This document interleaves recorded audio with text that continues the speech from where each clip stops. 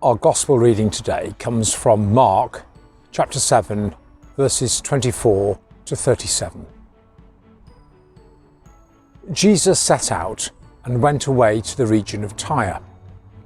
He entered a house and did not want anyone to know that he was there, yet he could not escape notice. But a woman whose little daughter had an unclean spirit immediately heard about him, and she came and bowed down at his feet. Now, the woman was a Gentile of Syrophoenician origin. She begged him to cast the demon out of her daughter.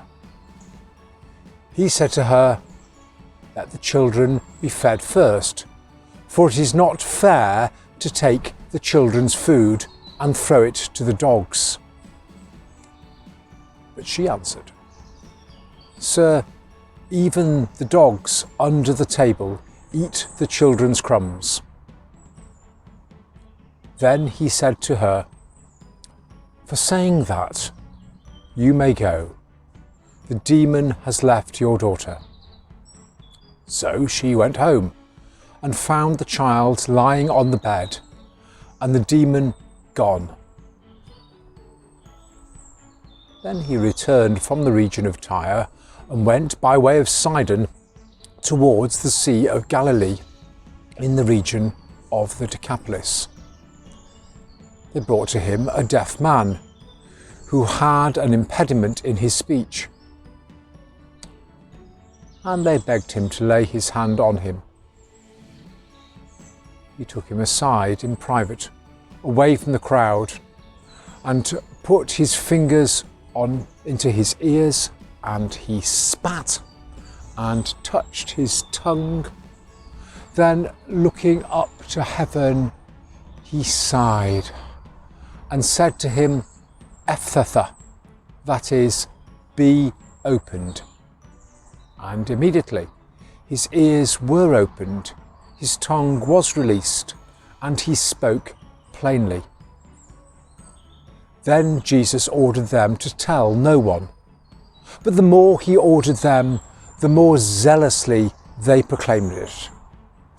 They were astounded beyond measure, saying, "He has done everything well. He even makes the deaf to hear and the mute to speak."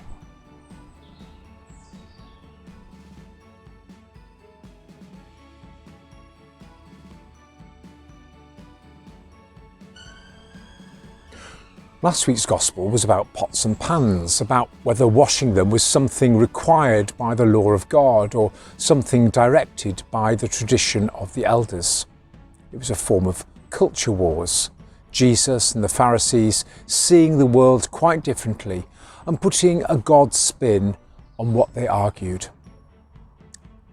As Christians, of course, we warm to what Jesus said, and we warm to a life free from having to carry in our heads pages and pages of rules about what we can do and what we must not do. And probably the take-home message is that we are free to practice our faith in ways that speak of a God who liberates us from constantly walking the tightrope of rule-keeping. This seems obvious to us. This week, we hear an unnamed foreign woman on foreign soil call Jesus out for failing to live up to his preaching. Note the setting. Jesus is out of his comfort zone. When we are talking to those we know about things that we have in common, we can be more robust with each other when we disagree. Take us out of our comfort zone, and we tend to become more conformist as a way of reminding ourselves and of telling others who we are. Think of the Englishman abroad. And this is what Jesus does. He slips back, it seems, into being a good Jewish boy. Jews first is the cry. And the Gentile woman has to remind Jesus that that is not what he said when he was talking about pots and pans.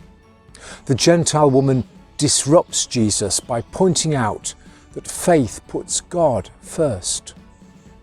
What she has spotted is that it is one thing to say the right things and another thing to put them into practice, especially when a lot of the usual background noise, the food, the language, the dress are different. We remember this woman because she evangelized Jesus.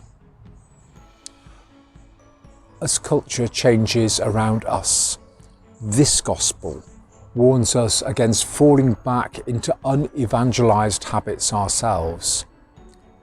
As Jesus would tell us, this is demanding work for which we need the grace of God.